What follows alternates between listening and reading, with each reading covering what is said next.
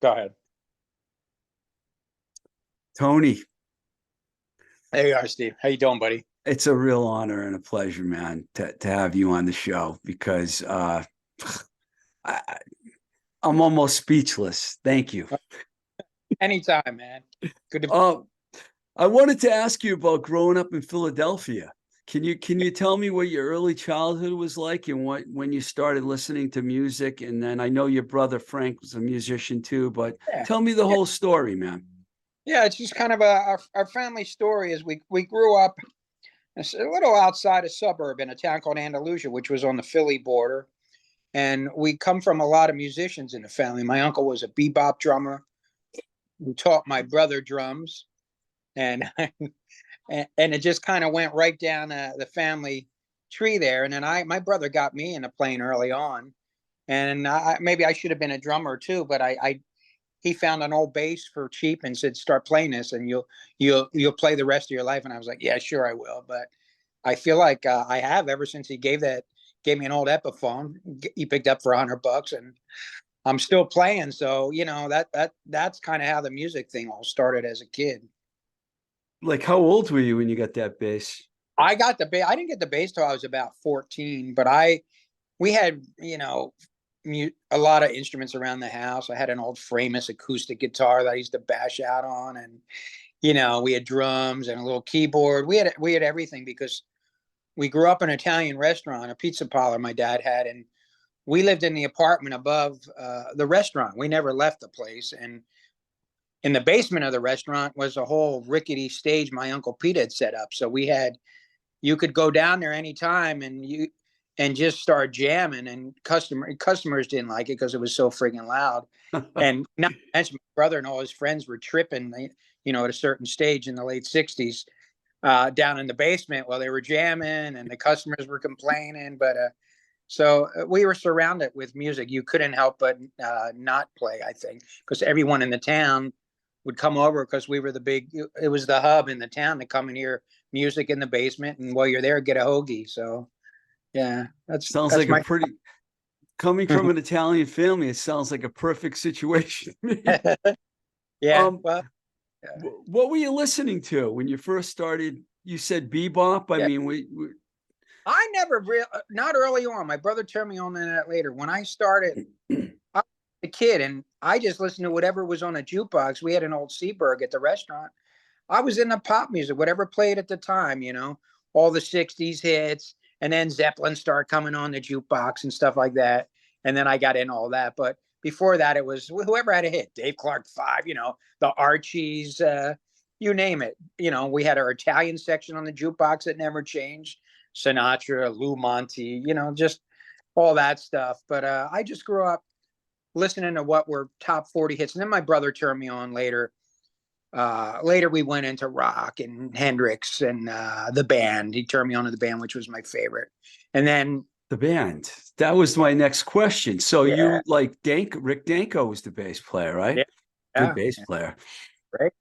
All great players, ridiculous. And so he turned me on to that. And then from that we segued late teens into jazz. Then he full blown took me to all the jazz greats. We'd see them when they come to Philly, playing little cafes, this and that.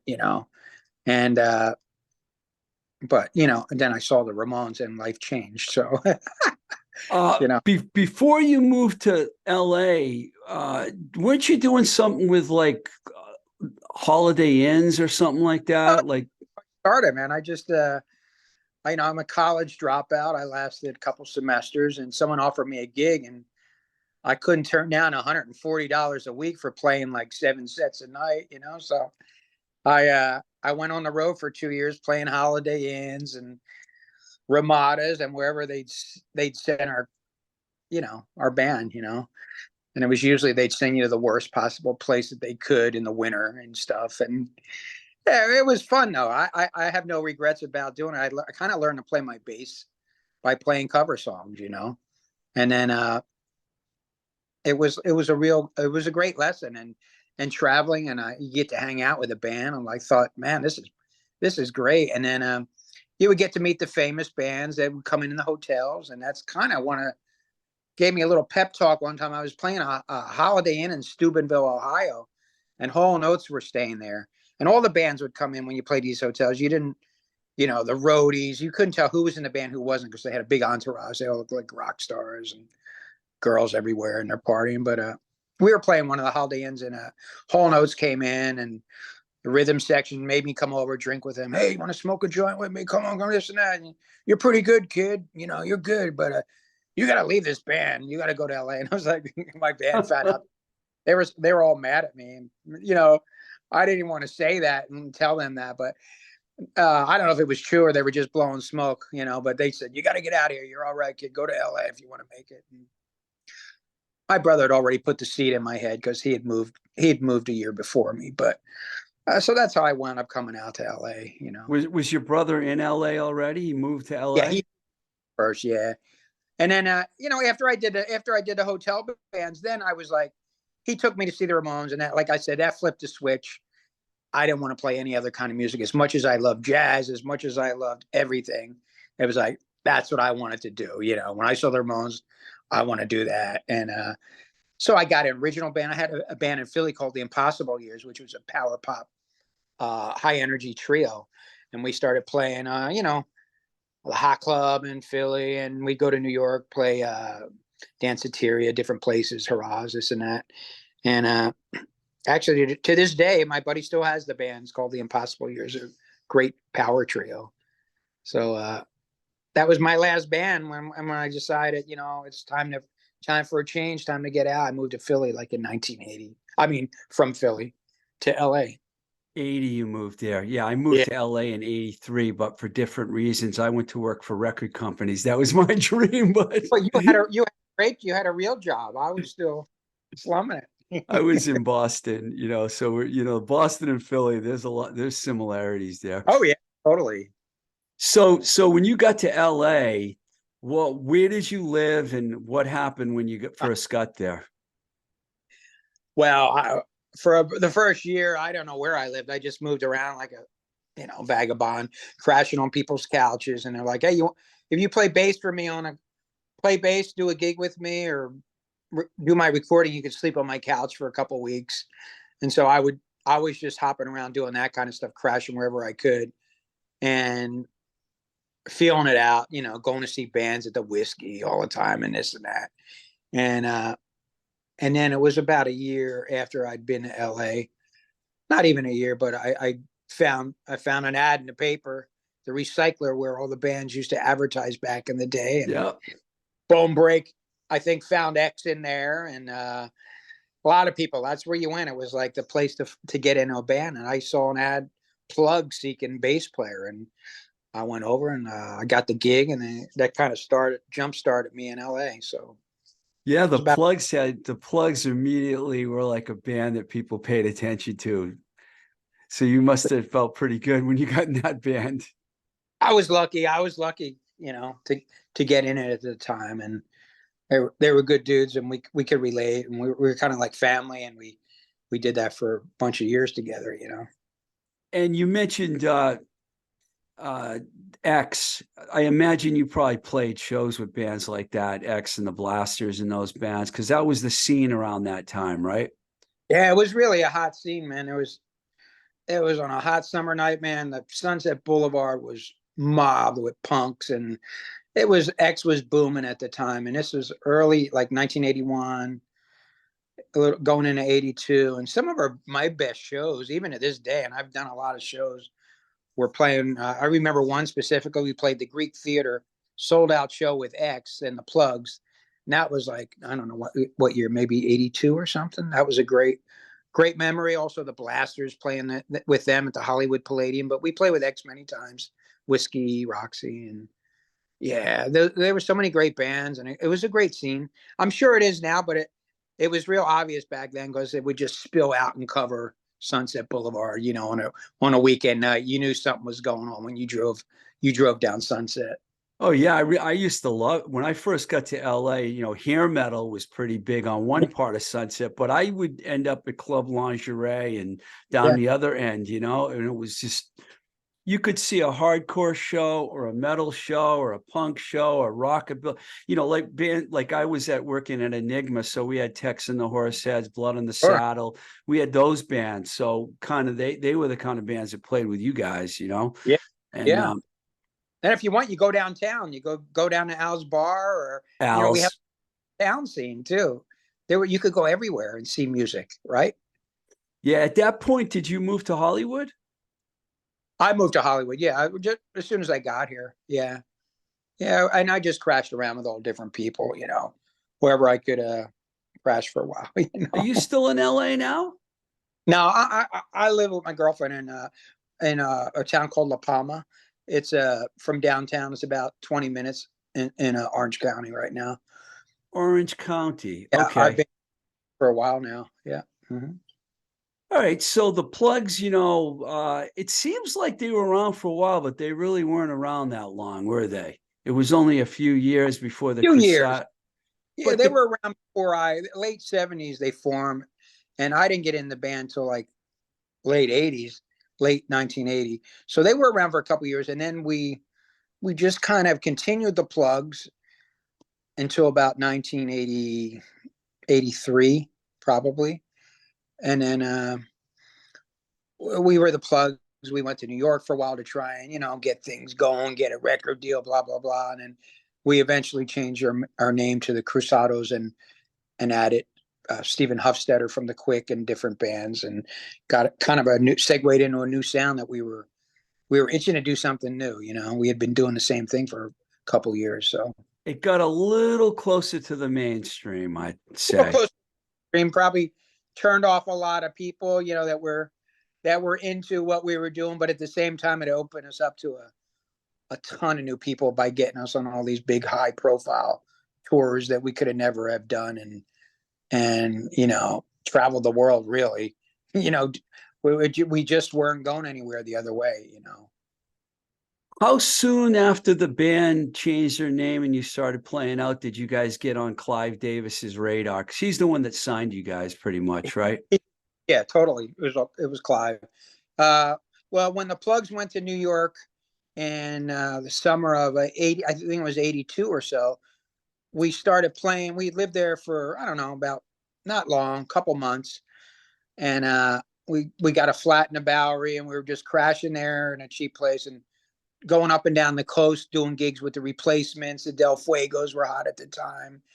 And we were doing these, I think it was Saturday afternoons or Sunday afternoons at CBGB's. They had like punk rock shows. So we were still the Plugz, but we were still advertised as the Plugz, but we were trying out all our new Cruzados material, and the stuff was going over really cool. It wasn't as mainstream maybe as it got on our records. So it was still going over really good. And someone came out to see us at CBGB's, guy named John Mervos, and he told Clive Davis, he said, "Man, you gotta go see this band." So not long after that, when we returned to LA, everything was kind of booming at the same time.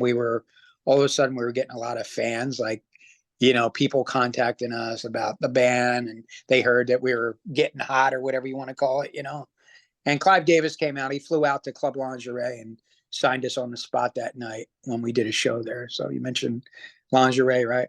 That was a great club. Wow. I love that place. I love what I loved about Cruzados, because I never got to see the Plugz, where you guys had that Latino, that Mexican American vibe going on, mixed in like to the more new wave-ish kind of thing. You guys tapped into something that nobody was really tapping into at that time. It was I mean, I think it was kind of our own sound. I didn't really hear anyone else with that sound at the time. It might have been a little too odd for some people for mainstream radio at the time, or Clive Davis to fully get it. He was like, at the time it was Clive and Whitney Houston and all those people like that. But we gave it our best shot. We did all right for a while. Did Arista like give you guys a lot of freedom when it came to making the records that you made? Because you made two really good albums. Yeah, they gave us time. They gave us the freedom to do what we want. And then at the end, Clive was more hands on, and he would, not much though. For the most part, it was like just deliver a good record, and they would come and hear it. then towards the end, Clive was like, he'd have these little meetings with us over at the Beverly Hills Hotel in one of the bungalows, and we would all sit there, the band, just the four of us, and it was very quiet and chill, and we'd have to listen to Clive. Not that that was a terrible thing, but we didn't really feel like going over and hearing this. But Clive would say, this song needs a bridge. I hear a bridge, and we'd sit there and go, "Oh, here we go." So he's starting to get a little more hands on. But in all fairness, the guy gave us free reign, and we did a ride on Arista Records. It was a good solid 4 years. Like I said, we toured the world thanks to Clive, and had so many great times. It wouldn't have happened without him had he not signed us. It was years later, probably in the early 90s, I actually had a meeting with Clive at the Beverly Hills Hotel. I think he held all his meetings over there. Oh, he held him. Yeah, right. Yeah, I interviewed for an A&R job at Arista. He liked me, but the number 2 guy, Lou Mann, I think it was his name, he didn't like me. I ended up at A&M Records, so it worked out good for me anyways. What was Tito and Charlie like? Charlie, R.I.P. I saw Charlie play with Social Distortion was the last time I saw him, and he just fit right in with those guys. Totally. Did you like working with those guys? They were like family, Tito and Charlie were family, honestly. Tito's his own thing, man. He's just this multi-talented guy with acting, and he's his own thing. Tito's the kind of guy that you can't really sit around and jam in a band with like you do in other bands. Like Tito does his thing. That's what he knows how to do really well. And Charlie could jam and play with anyone. Charlie's just this natural born rock and roll drummer, God rest his soul. And they were both great guys. We separated, me and Tito. Tito started his own band, Tito and Tarantula. I played with them for a while after Cruzados. I did their record and some local dates. But then at the time I got real busy, and he got busy doing his thing. So we kind of parted ways back then. And me and Charlie, same thing. Charlie got busy. I went on the road, but towards the end of Charlie's life, we did recommunicate and talk. He was going through some hard times at the end, but Charlie's one of the great rock and roll drummers, man. I know when I saw him with Social D, I was absolutely blown away, man. There's a lot. You said you played on a lot of records, and you're not kidding. But I want to go back. I want to go back a little ways because I have to talk to you about Bob Dylan, because it's a famous part of your history, and I don't want to forget to bring this up.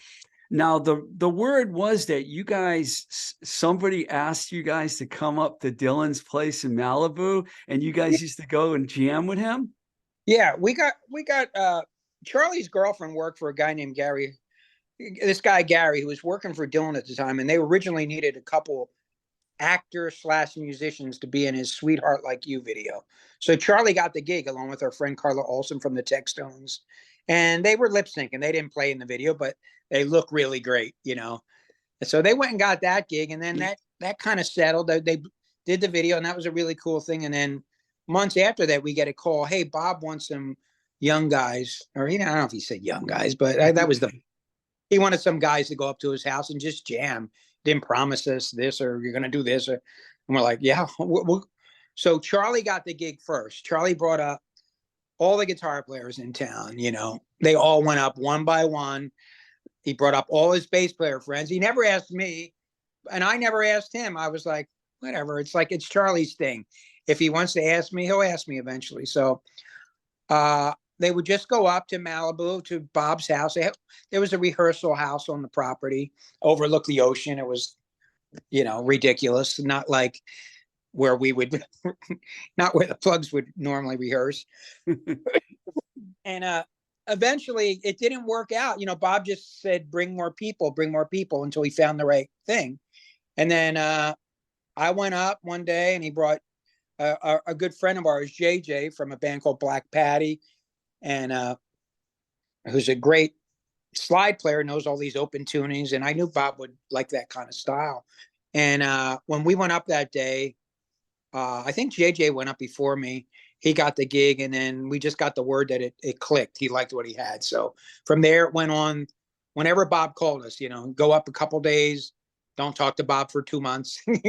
You know, hey, what are you guys doing after the holidays? Come up. You want to play? Yeah, we'll do it. So it went on and off, spread out over about a year up at Bob's house. And we would just go and lock ourselves in the rehearsal place. It was really weird. It's like we had a security guy at the door, you know, and like a little different than the Plugz, you know. We had the cops would come now and then to shut Bob down, just like we were like working in a garage because it was too loud, which was funny. And I told that story, but one time the cops came, and I think they were there just to see Bob, you know, really. It was their excuse, you know. And Bob told, he told Charlie, he says, go out there and tell him it's Waylon Jennings you're playing with. And he's in the back room, you know, now he can't come out. So all the, you know, the cops are trying to crane their necks looking to catch a glimpse of Bob in there and stuff. But it was fun, you know. We'd never been around anyone like that, you know, and it was a trip. But at the same time, we were so focused at this time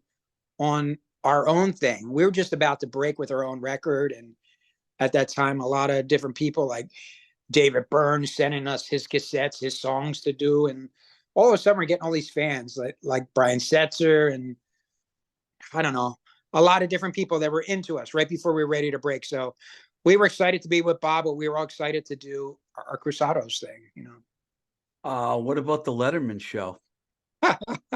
Well, you know, it's so weird, this whole Letterman show thing. It's like, it's been like 40 years and I still get asked all the time, like to do interviews about it. And it was just 3 songs on a TV show and that we kind of butchered because Bob wouldn't let us rehearse the songs we were going to do on national TV. In fact, before we went up, Bob said, hey, do you guys, you know, he said, you ever hear of this show, David Letterman? We're like, yeah, of course we did. We thought it was a really wacky show at the time.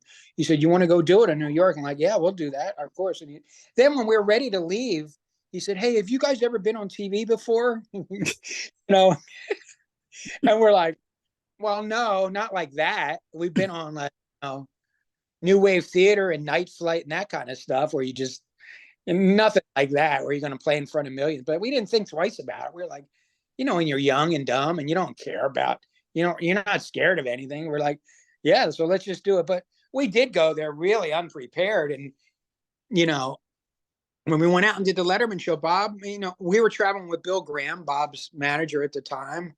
And, you know, we kept pumping Bill saying, hey, do you know what songs we're going to do? You know, he wants to do 3 songs instead of 2. And Bill's like, no, I don't know. And I'm like, it would be so helpful, you know, when you walk out on stage, to know what you're going to do.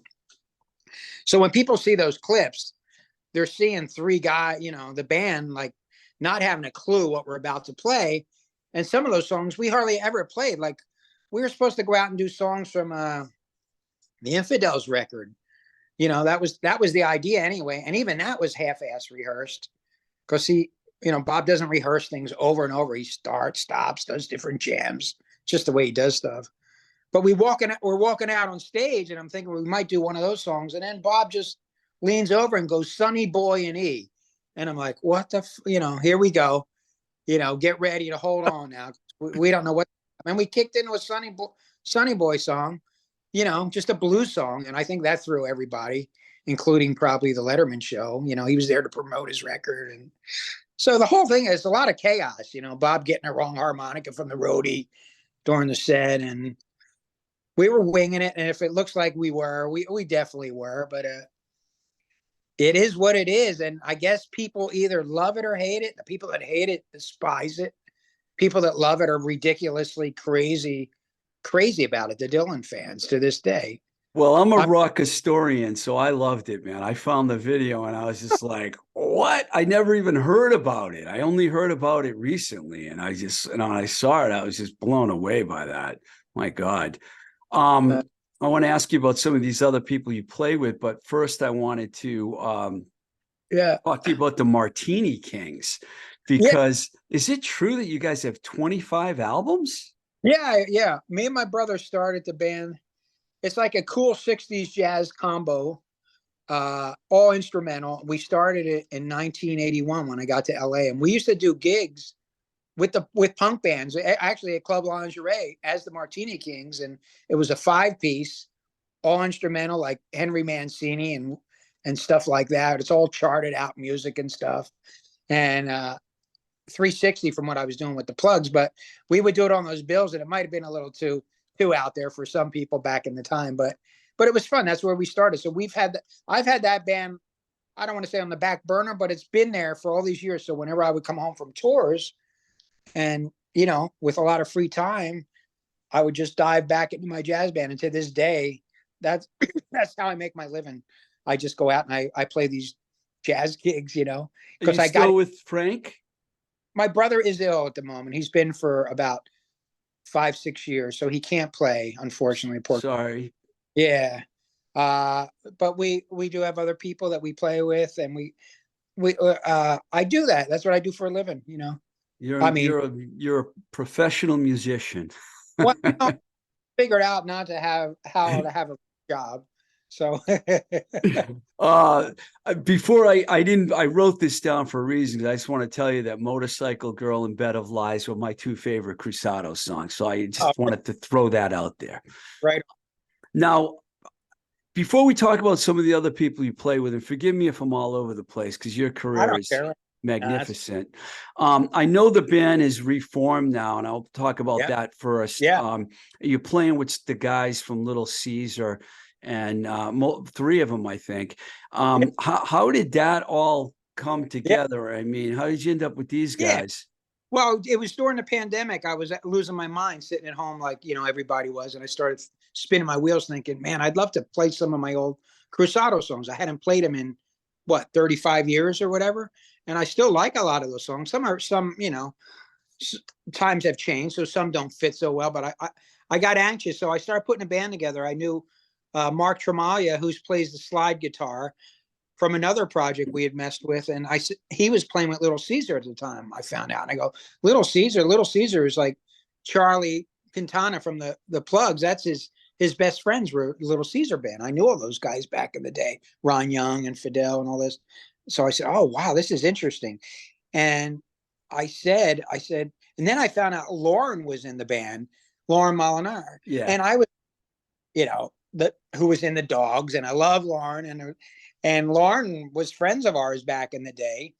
And I realized, like, hey, all these guys they're playing together again. I thought they weren't playing anymore, but apparently they were going to Europe and doing some pretty good high profile shows. And they brought in a new drummer, Rob Clennell. They said, well, if you're going to do Cruzados, use Rob, who's a great, solid, perfect drummer for Cruzados, who pays homage to Charlie perfectly, but yet puts his own spin on it. He's great. So all these guys, you know, I and then the last puzzle piece was, I said, you don't think Ron Young would want to sing for Cruzados, do you? So I called Ron up, and he's like, hell yeah. He says, I didn't know if you were going to ask me. And I said, yeah, I mean, you want to do it? Because, you know, he's got a great, strong, gritty voice, Ron, you know, and these guys are a gas to hang with. It's like, because we go back, you know, I don't like playing so much with new guys I don't know. And I could have got a young band, you know, that played all hot shots. But I'd rather play with people my age, you know, that come from where I come from. It's just like anybody does, you know, it's familiar and it feels good. So that's how I formed the new, I regroup, you know, or rethought the Cruzados, you know. She's Automatic's really good stuff, man. And I know you guys have a new record you're working on, right? Well, this is kind of exciting. We have a record, a label called Rumbar. They're releasing our She's Automatic record, a bunch of tracks from that, and we had a new EP, not really released anywhere yet. So with 6 new songs, then we put a couple songs recorded live from our European tour last year from France. So we got about a 13, 14 song disc coming out in September on Rumbar, which I'm really excited about. Yeah, Lou's a good friend of mine, man. You're in good hands with Lou. Lou's a good guy, man. You'll like working with him. Great energy, Lou, and I was really excited to get the news that he wanted to release it. So yeah, I love Lou. That's you know, if you know him, you love him, basically. Yeah. Well, that's good. I'm excited about that. I got to ask you about some of these other things here. Now, I don't know if you really did. I don't see any reason why, but according to what I read, you've played Yeah. with, besides Dylan, Neil Young, Marianne Faithfull, Roger Daltrey, Joe Eli, Willie Nelson, Linda Ronstadt, Dr. John, Susanna Hoffs, The Thorns, The Vinyls, John Doe, Peter Case, Paul Jones, Rick Vito, Barry Goldberg, Juliana Hatfield. Yeah, I did a record with Julia. She called me up. We did a soundtrack for some silly movie, one of those like witch movies, teenage witches. It was real popular in the 90s, like Four Girls. I forget what it's called. Oh, I know the movie you're talking about. Feruza Balk was in it. Yeah, yeah. Oh, They, so we cut a song. Ironically, we cut a Marianne Faithfull song, the Witches song with Juliana Hatfield. And she's a great bass player herself. I don't know why I played on the track, but she asked me to play on this track. And that song, you could hear that online. It's a pretty cool song. But then after that, she said, hey, you want to go to Boston and do a record? We did a record, and I don't know if it ever came out. It was called God's Foot because she had a big blowout with the record company and all. But I spent some time with her up there. I spent about 2 weeks in Boston doing a record. Yeah. he's got a great body of work. She's phenomenal. She is that one talented girl, man. She can Yeah. sing, play guitar, play bass. Yeah. And you And played with, I'm sorry, go ahead. no, we used to do shows with her. You know, I played with Matthew Sweet for years, and we used to do shows together with Juliana. Yeah, I was going to ask you about Matthew Sweet because according to what I read, you played with him for like almost a decade, right? Yeah, I have. That was a great run, and probably the most fun I ever had touring with a band in my life. You know, seriously. We went everywhere and did a lot of touring, man, a lot of road work. And Matthew's a great guy. You know, it helps when you're in a band with people that you really dig. You know, luckily I've been in a lot of good situations. You know, you hear about bands and they argue and all, but even the Plugz and Cruzados, we were like brothers. And with Matthew's band, you know, you get a little testy on the road when you've been out for 6 months or this or that. But for the most part, we were all great friends and still are to this day. You know. Yeah, I'm And not gonna. I'm not. music. You know, he's a great pop songwriter, man. Yeah, "Girlfriend's" one of the best songs probably that's come out in like the last 30 years. I mean, that's a great Yeah, song. he's so talented. I know you've written 4 books, and I'm just here for the gig. Late Nights with Bob Dylan, Wild Things, King Yeah. of Andalusia. I haven't read any of them, but I saw Satan's Angels. Did you? I I Yeah. actually looked for it and I found it on my cable. It's on cable. You know, you can get it on TV. I was shocked. And that story blew my mind. And I know you did all the music and you produced it. What was that experience like? Well, you know, I play with Martini Kings in the tiki scene, and we started hanging out. And I come across this old broad named Satan's Angel. I'm like, who is this lady, man? At every event in Vegas, she's the one you hear rambling her mouth, and everybody's looking at her. She's, you know, she's getting thrown out of the casino. They're dragging her out. I'm like, I got to meet this lady. She's got a lot of balls, right? So we hit up a friendship, and I was just kind of blown away by her life story. And I called up my buddy Josh Dragata, who makes movies, and I said, "Hey, we got to do a short on this lady, Satan's Angel. She's the oldest, like, you know, she was like in her 70s, a burlesque legend who grew up in tough, hard times. And she, you know, at the time, well, not at the time, but she's lesbian. And at the time, she had to mask being a woman. You couldn't come out back then. Her story is more than just being a dancer, it involves a lot of heavy issues, you know. And I said, let's make a short. We made a short film, like 10 minutes. And everybody said, wow, I want to see a feature. So we did that. And we entered it out here in Outfest, the big festival, and we got in. And then next thing we know, we started going here and there, and we had screenings all over, you know, like Italy, different places in Europe, and it went really well for us. It was really fun. But hanging out with her, she has since passed away. But what a trip, this lady, and what a crazy life. Satan's Angel. She's the queen of the fire tassels, the first one to light up the tassels on her body and get 5 of them spinning at once on fire. I know that sounds like what a stupid idea for a movie, but it's a heavy movie. There's a lot to it. Oh, I know. I watched it and I was blown away. I didn't know what to expect. When I saw the title, Satan's Angel, I was expecting a horror film, you know? And then I find it and I see this and I'm like, what about Camp Burlesque? Do I want to watch that one too? No, you can skip that one. That was I wanted an excuse to make a little short, so I made about a 30-minute short, and it's just about a fictitious burlesque camp. It was just an excuse to really make a soundtrack, and I brought all my friends in: Dave Alvin, Peter Case, everyone I knew, Rick Vito, and we all made a soundtrack to it. I just felt like recording, and it's kind of a silly movie, but it kind of got me going before I could make the Satan's Angel movie to see what it would take to really make a movie and produce one. So it was a good experience and learning. I learned from it, you know. I got to get a hold of a copy. I'm just here for the gig because I know you did a soundtrack to go along with the book, right? And yeah, remind me to send you that stuff. I got that for you.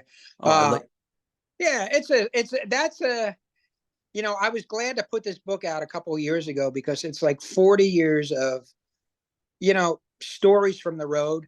And I'm not one to focus on all the good times on the road. I usually like to pick a really weird gig and how the hell everything fell apart and went wrong.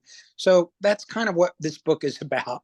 It's like tons of stories about different gigs that weren't the perfect gig, you know, but it makes for a good story, you know. So well, you mentioned Steubenville, Ohio. I mean, not too many people talk. I mean, the Three Stooges is what comes to mind when I think of Steubenville, you know? home, the home of Wild Cherry. Play that funky music. Really? Wow, I didn't know that. Yeah. That's interesting. So, I mean, you're still doing the Martini Kings and you got the Cruzados. Is there anything else that I missed here? I'm working on this summer right now. I'm finishing up you know, I'm 65 years old, man. I never put out a solo record in my life. And I didn't really plan to, but I had recorded a single a couple months back called Sleepwalker, just for kicks. I wrote this song and I was like, I really wanted to get it and record it. So I called up Carla Olson, my friend, you know, who produced Paul Jones' record that I was on, and she produces a lot of great stuff. And she said, "I'll do it, Tony." And I was like, "Man, I was so thrilled to have her involved. You know, she's the best. I love her." And Sol Davis, her partner, got the whole thing rolling for me. Brought in great players, Jonathan Lee, who I didn't know from played with the King or played with Dave Davies, and Rob Clennell from the Cruzados, and we went and recorded this song. Anyway, long story short, it got the ears over at Sirius Radio and Underground Garage, and they started playing the song and stuff. And a lot of radio stations added it, and then it was just a throwaway. I was just doing something just to keep busy, like I do. And so now everyone said, "Oh, you need a B-side, you need a B-side." So you could get it out there. So I went in, and my buddy Tom Lavin, who's producing this batch, said, "Why don't you just come do an EP? We'll put out 5 songs." So Tom's producing the rest of it. Carla produced the first track, which got the attention. So I'll have that out probably September, October of 2023. It's 5 new original songs. It's 1 cover song by Rocky Erickson that I did. So Rocky Erickson. Yeah. So nice. Yeah. Well, Tony, thank you, man. You've had an unbelievable career, and I can tell it's far from over. Well, let's hope we talk again and we're still both kicking, you know. So we will be. We will be. I was telling Lauren when I spoke to Lauren that I might be in LA at around the time that you guys are playing with the Cruzados, Dogs, and Dead Boys in Anaheim. So if I'm there, he already said I don't ask to get on the guest list, but he said I'll put you on the guest list. I'm like, that's tempting, very tempting. Go, and that has special meaning to me because I don't know if you know this, but the Dead Boys are like my favorite. The Ramones are like God. Dead Boys are like right there with them. I've seen the Dead Boys many times in Philly at the club, and Stiv Bators was like God to me growing up. So to play on a bill with Cheetah Chrome and the guys, and you know, is like I'm excited to do that bill.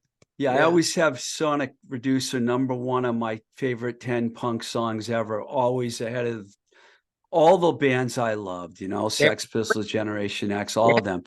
That song is just wow. It just, yeah, it's powerhouse, man. Cool. All right, Tony. Good luck Great to you, talk. man. I appreciate the time, and we'll talk again. Thank you. Thank you.